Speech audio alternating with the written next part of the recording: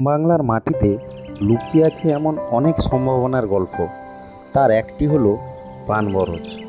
ছোট এক টুকরো জমি, বাঁশ, খড়ির ঘেরা আর প্রচণ্ড পরিশ্রম মিলেই গড়ে ওঠে লাভজনক এই বরজ।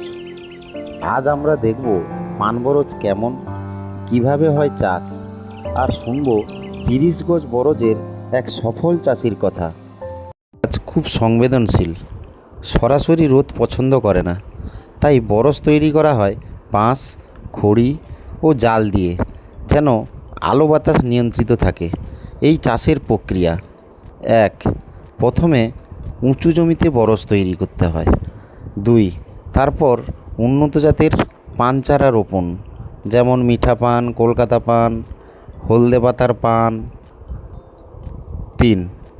প্রতি সপ্তাহে একবার জলসেচ, এছাড়া আগাছা পরিষ্কার। 4. 15 থেকে 20 দিন পর পর পানের পাতা তোলা যায়। 6 থেকে 8 বছর পর্যন্ত ফলন দিয়ে যায় এই বরজ। চলুন শুনি গ্রামের এক পরিশ্রমী চাষি অনিরুদ্ধবাবুর কথা।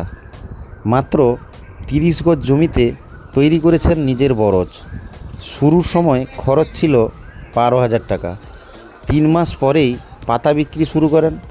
প্রতি মাসে আয় হয় 6,000 থেকে 8,000 টাকা। বছরে আয় করেন 70,000 থেকে 80,000 টাকা। তার কথায়, পান গাছ যেন আমার নিজের বাচ্চা, দিনে 2বার দেখে যাই, যত্ন দিলে এরাও বাঁচে, ফলন দেয়। বরজের ভিতর ঢুকলে মনে হয় এক টুকরো শান্ত সবুজ জগৎ, নিঃশব্দে বেড়ে ওঠে পরিশ্রম আর আশার চারা। এখন আমরা শুনে নিব 40 বছরের পুরনো চাষির পান চাষ সম্পর্কে, ওনার অভিজ্ঞতা সম্পর্কে। যে এসেছি আমরা ওনার কাছ থেকে জেনে নেব এই পান বরজ সম্বন্ধে। উনি কত বছর ধরে পান বরজ চাষ করছেন এবং পান বরজের গঠন, ইনকাম এবং ওর খরচা সম্বন্ধে আমরা ওনার কাছ থেকে এই বিষয়ে জানব। নমস্কার অনিরুদ্ধবাবু। আচ্ছা, আপনি কত বছর ধরে এই পান বরজ চাষ করছেন? 35 বছর। পান বরজ আপনার পান বরজে বর্তমান কীরকম কী আপনার খরচা হয়?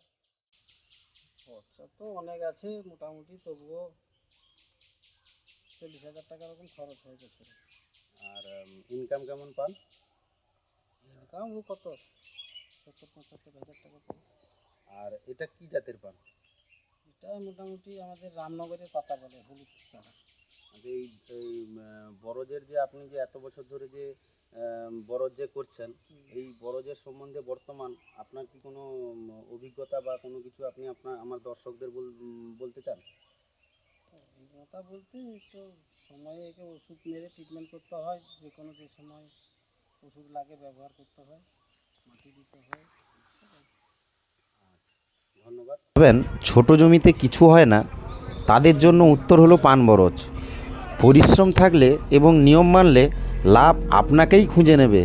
পান বরজ শুধুই চাষ নয়, এটি কৃষকের আত্মার সঙ্গে জড়িত।